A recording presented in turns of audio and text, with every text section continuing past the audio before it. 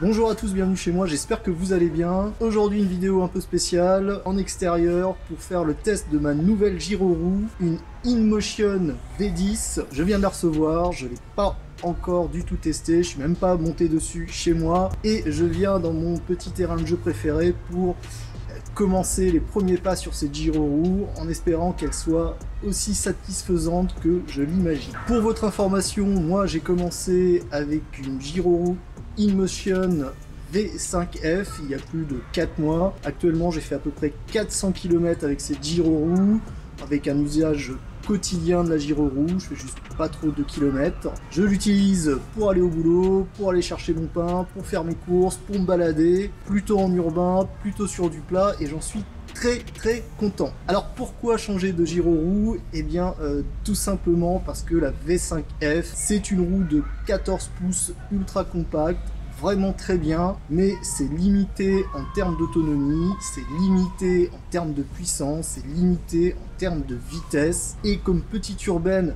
ça fait tout à fait l'affaire. Malheureusement la gyro-roue c'est vraiment un virus, et je pense pas qu'on puisse, si on est vraiment amoureux de la gyro-roue, rester très longtemps avec une petite roue comme ça. Est-ce que ça veut dire que je vais la revendre? Je ne sais pas encore, j'aimerais bien la garder, j'aimerais bien la revendre aussi, puisque la InMotion V10 m'a coûté 1200 €, ça fait un peu cher, j'ai un peu craqué. Donc je vais voir après pour ça, je vous en reparlerai sûrement dans une autre vidéo. Pourquoi passer une V10? Pourquoi ne pas acheter par exemple une V8 ou encore une V10F ou encore la V8F qui va bientôt sortir? Je vais vous expliquer tout ça. Alors commençons par la V8. La V8, je pense que c'est une très bonne roue, c'est une 16 pouces, donc c'est déjà mieux que la 14 pouces V5F. Malheureusement, en termes de vitesse, en termes d'autonomie, je trouve que c'est encore un peu léger, et je pense que je ne serai pas satisfait de cette roue. Mais elle a un gros avantage, elle est encore dans les roues compactes et légères, puisqu'elle fait je crois 14,5 kg, 15 kg, qui permet quand même d'être encore très transportable, et à mon avis c'est franchement une très bonne roue pour débuter. Avec le deuxième défaut, c'est quand même que c'est une roue un petit peu chère, faut compter dans les 800-900 € pour une V8, et quand on débute, eh bien on a tendance à essayer de pas trop mettre d'argent puisqu'on ne sait pas si on va accrocher ou pas accrocher. C'est la raison pour laquelle moi j'ai commencé une V5F, c'est plus abordable et c'est quand même une vraie roue tout à fait légitime à utiliser tous les jours comme véhicule. Pour info, la V5F elle coûte entre 600-700 € en France, parfois on la trouve à 550, et moi personnellement je l'ai acheté en import de Chine, 400 €, il y avait une petite promotion, elle était à 435-440 de base, j'ai eu à 400 €. Bien évidemment, si vous achetez en Chine, restez conscient des avantages de ce genre d'achat. Vous avez un risque d'avoir des droits de douane qui vont s'appliquer quand vous allez recevoir la roue. Vous avez le problème de garantie si vous avez un souci avec la roue, il faut la renvoyer en Chine. La communication avec les vendeurs chinois est à mon avis pas exceptionnelle non plus. Bref, c'est risqué, réfléchissez bien. Moi je considère quand on achète en import comme ça en Chine, il faut se dire que c'est de l'argent qu'on peut perdre. Donc 400 €, moi j'étais prêt à accepter de le perdre, mais 1200 € pour la V10, je préférais acheter en France. Très certainement, si j'avais cherché un petit peu, j'aurais pu la trouver en import de Chine à 900-950 €. Maintenant, j'ai préféré la sécurité pour un matériel aussi cher. Et moi, personnellement, je l'ai acheté sur Amazon pour 1150 €, 1130 €, et ça m'a permis de bénéficier d'un achat en 4 fois avec des frais, genre 25 €, mais ça me permet aussi de diluer un petit peu l'effort d'argent qu'il faut que je fasse. Donc voilà, la V8 j'élimine parce que c'est un peu trop léger, même si c'est une très bonne roue.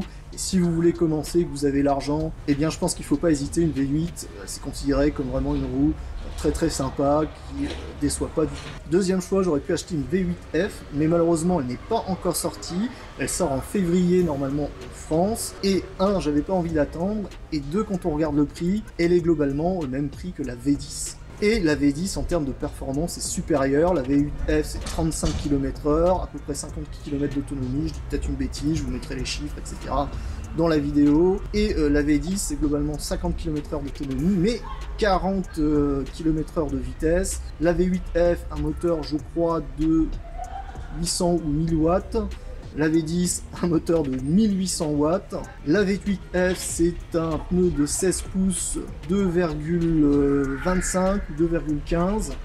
de largeur. Et la V10 c'est aussi un pneu de 16 pouces mais de 2,5 pouces de largeur. Et en plus, le pneu de la V10 a l'air très épais, donc c'est un gain conséquent en termes de confort, de stabilité, pour passer les bosses, pour faire de la longue distance, c'est vraiment un plus. Reste enfin la V10F, et la V10F, pourquoi je n'ai pas pris la V10F? Eh bien je vous l'ai dit, mon budget souffre un petit peu en ce moment, et la V10F c'était un effort d'achat trop important.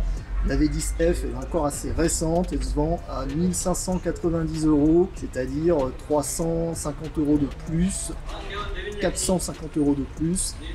Ça faisait un effort vraiment important pour, c'est vrai, une meilleure autonomie, environ 30%. On est sur 590 Wh avec la V10.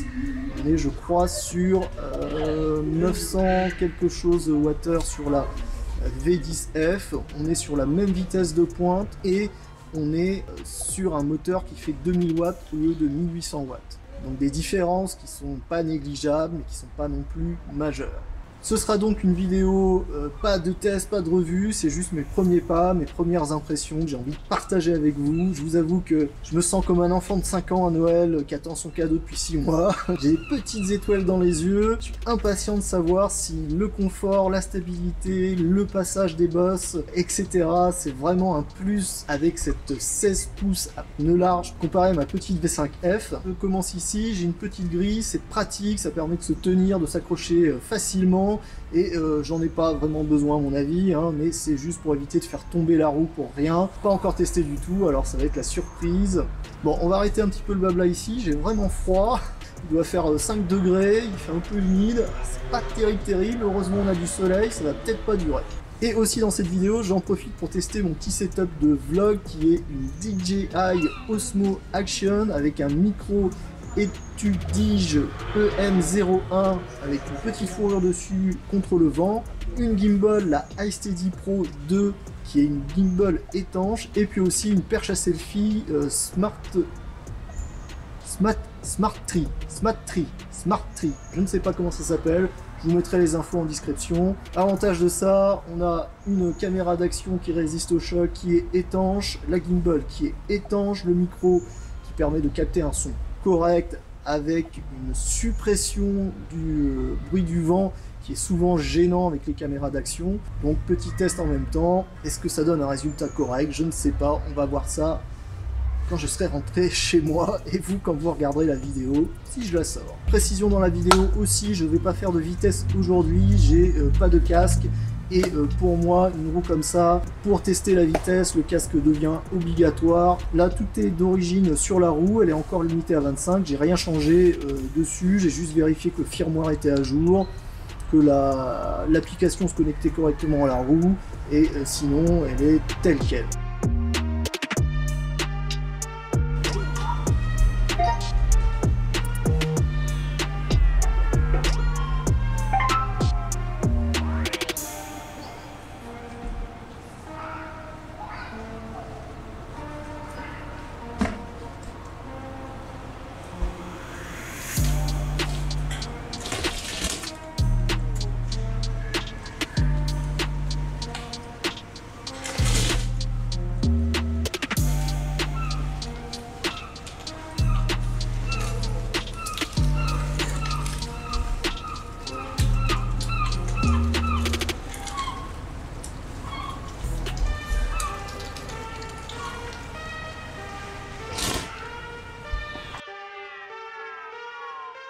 Eh bien écoutez, c'est génial. Évidemment la roue est très lourde, on le sent tout de suite, elle est très haute. Le confort est là, c'est évident.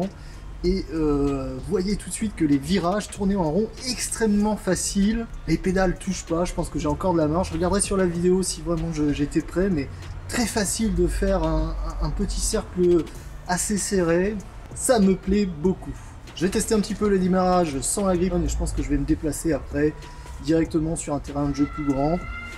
On va voir si j'y vais à pied ou si direct je monte sur la roue et je me déplace. Autre constat, je pense que le pneu est trop sous-gonflé, il va falloir que je teste ça assez rapidement.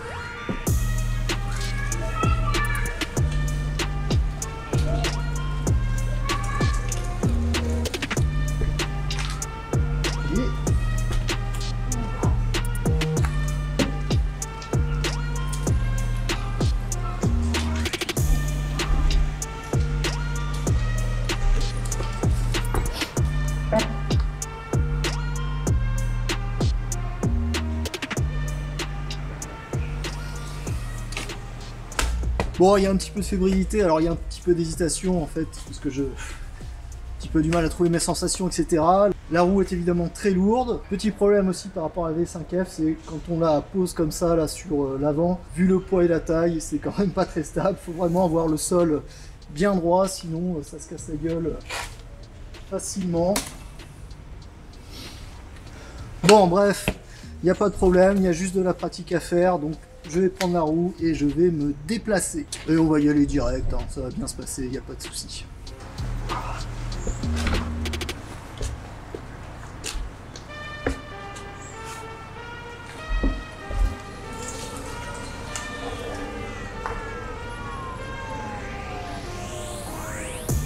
Le changement est énorme, c'est juste génial ici. Et évidemment à tourner c'est très différent. Hop. C'est très différent car c'est beaucoup plus lourd. La V5F c'est très vif, très léger, il faut être très subtil. Ici il faut toujours de la subtilité mais on sent clairement la différence.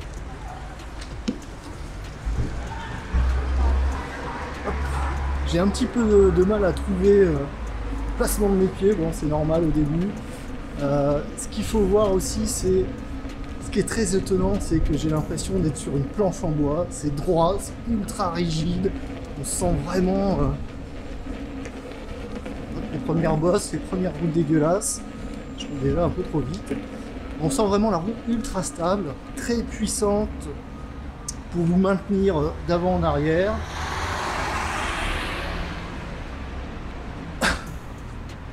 C'est très étonnant, c'est très étonnant. Moi j'ai pas beaucoup d'expérience dans la roue, mais les gens qui font de la roue disent qu'une roue, chaque roue est différente et que ça se réapprend. C'est tout à fait vrai. Deuxième terrain de jeu ici, un petit peu plus de place. On va tester tout ça. Regardez où je vais mettre la caméra. Et puis on va essayer de voir un petit peu. Il y a une montée, je vais éviter. Rester cool quand même. C'est parti pour le deuxième terrain de jeu. On va faire un petit peu des virages en rond, en 8, petite accélération, petit freinage pour tester tout ça. Pour l'instant, c'est très étonnant de passer d'une V5F à une V10 qui est énorme, qui est haute, qui est lourde, mais vraiment la fermeté de la roue, vraiment l'impression d'être sur une planche, quoi. C'est vraiment très droit, très solide, très confort. J'ai pris quand même des petites bosses là, en plus je me filme et je parle en même temps, donc je fais pas trop attention, ça se passe bien, on les sent toujours. C'est vrai que c'est quand même un plus de confort et de stabilité, c'est évident. Bon, j'étais à des petites vitesses, on va voir un petit peu là, on va s'amuser, on va voir ce que ça donne.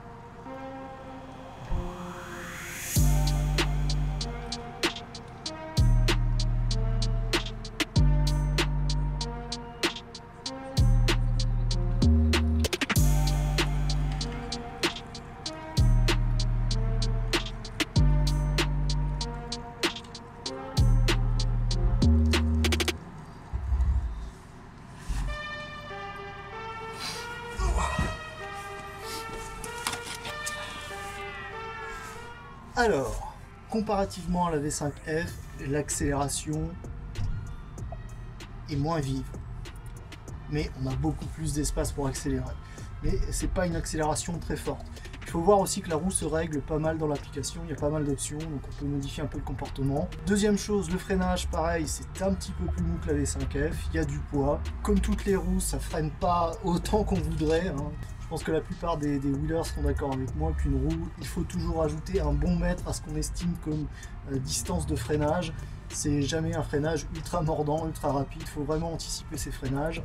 La roue est ultra stable. Chose importante qui change beaucoup, c'est pour les virages. J'ai des petites difficultés qui viennent principalement de la hauteur de la roue. Je suis pas du tout habitué à avoir une roue aussi haute. La V5F, elle me tape dans les mollets quand je tourne. Là, ça tape beaucoup plus haut, ça a tendance un petit peu à me déséquilibrer. C'est vraiment, je pense, juste une habitude à avoir. Par contre, la bonne surprise, c'est les virages serrés, je trouve que c'est super bien. J'ai effleuré le bitume, j'ai senti que ça a touché très légèrement sur un virage. Je sais pas si on le verra sur la caméra, c'est peut-être un petit peu hors champ, mais c'est vraiment pas mal. Voilà, je vais pas m'embêter, je vais aller faire mon premier tour en ville pour gonfler la roue, vérifier la pression, et puis après retour à la maison. C'est assez pour aujourd'hui, il commence à faire nuit, il caille sa mère. Après, je vais utiliser cette roue au quotidien pour mes petits trajets. Tranquillou, le temps d'apprendre vraiment les réactions de la roue, et puis je pense que peut-être d'ici une petite semaine ou quand je serai motivé, je vais débrider tout ça et venir faire des tests de rapidité, de gros freinage, des trucs un petit peu plus agressifs. Pour l'instant je suis très content, mais il y a clairement un réapprentissage à faire de comment se manient ces roues. Et j'ai aussi vraiment très froid aux pieds, donc on va bouger un petit peu, ça va me réchauffer. Il commence à faire nuit en plus, donc on va pas traîner de trop. C'est parti pour le petit départ en ville. Ouh.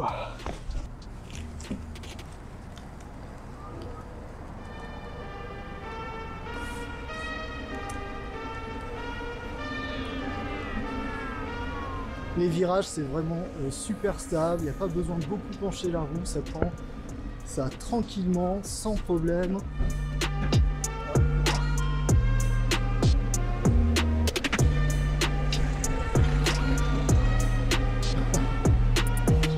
Je kiffe, j'avoue.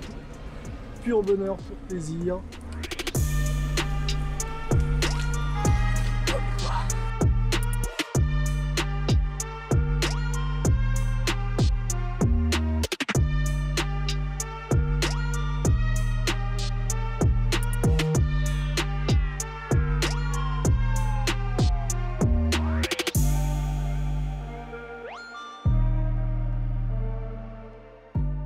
Voilà, ma gimbal a rendu l'âme. Je crois que la batterie a pas trop aimé, j'ai dû filmer peut-être pendant 2 heures. Et forcément, par le froid qu'il fait, c'est pas vraiment super bon pour les batteries. Je l'avais connecté à la Osmo Action, donc la batterie de la Osmo, elle va super bien. Par contre, ça a dû tirer très fort sur la batterie de la gimbal. Donc on va finir à la main. De toute façon, la stabilisation est super. Sur cette petite caméra d'action, je vais juste faire un petit peu moins de plans. Hein. Ah, voilà un petit peu le tilt balk. Donc en effet, elle sonne. Elle n'est pas contente. Je vous assure qu'on ne sent pas la vitesse avec ce genre de roue. Hop, désolé, je passe un petit peu au bonhomme rouge. Allez, on va voir un petit peu le gonflage, comment ça se passe.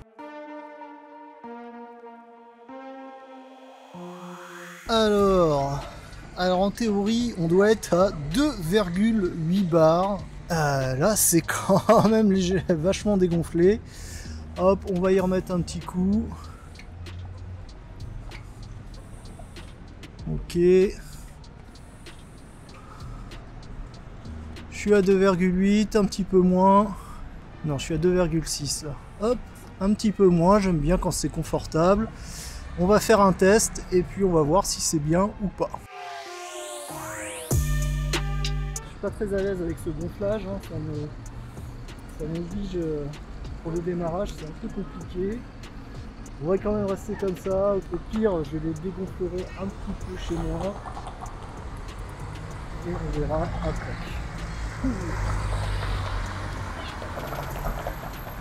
Change d'avis, cette fois, on ne peut pas. Hop, je préfère un truc un peu plus moelleux. Hop là, c'est reparti.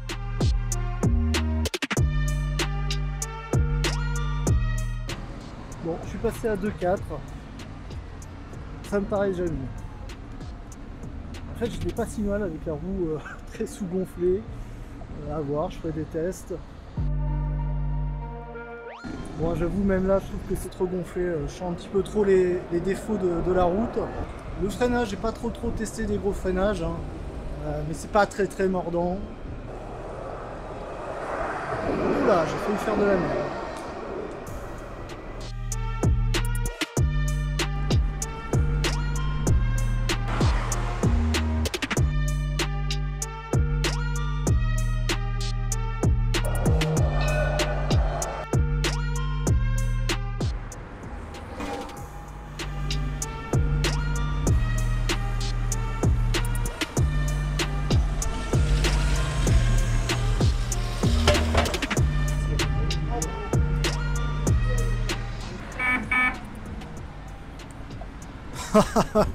Ah ouais, ça surprend, hein. Alors l'alarme est très surprenante et très énervante, mais bon, il faut que ça fasse un petit peu de bruit. Le tillback est pas très violent, ça relève quand même les pieds, mais pas tant que ça. Ça fait un peu peur parce que je suis pas habitué, mais je pense qu'on s'y habitue très vite.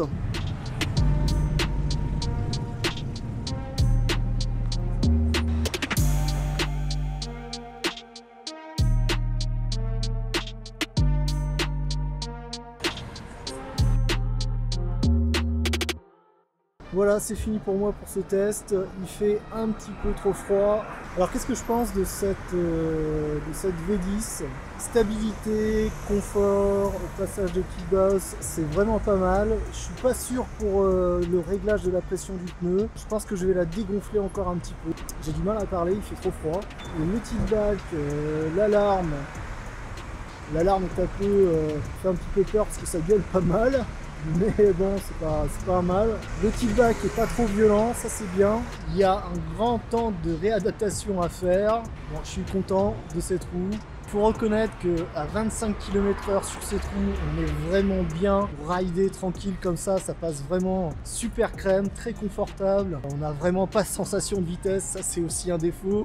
J'imagine bien qu'une fois enlevé la limitation de vitesse, j'arriverai assez facilement à rouler à 30 km/h en me sentant rouler très peinard. Évidemment, il va falloir s'équiper un petit peu pour ces vitesses. C'est une roue très haute et pour quelqu'un de petit comme moi, c'est peut-être un petit peu haut.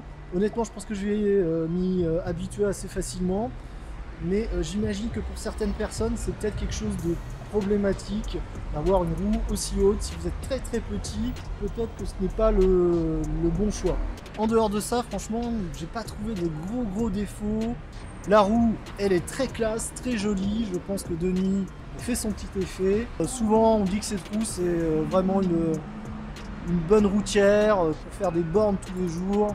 On roule très facilement avec à haute vitesse et c'est vraiment ça. Je pense pas que ça soit la roue sportive par excellence, mais c'est clair que pour faire des bornes, seule l'expérience me le dira, mais je pense que c'est une roue vraiment, si vous avez 10-15 bornes à faire tous les matins, c'est un pur plaisir là-dessus. Pour un peu que vous ayez des bonnes routes, je pense qu'on roule à 30-35 km/h, vraiment dans le confort, dans la sécurité, dans la stabilité. Reste qu'il faut quand même être méfiant et tranquille quand même avec ces roues, hein, faut pas s'enflammer. Enfin, à part si vous aimez vous péter la gueule violemment à 35 km/h, donc faut être un petit peu de modestie. Mais pour se déplacer rapidement, facilement, dans le confort, c'est une machine de guerre. Donc voilà, pour moi, très satisfait. Je vous ferai une revue si je peux dans quelques semaines, quelques mois, je verrai. Pour l'instant, je suis très content et j'ai froid et je vais rentrer chez moi.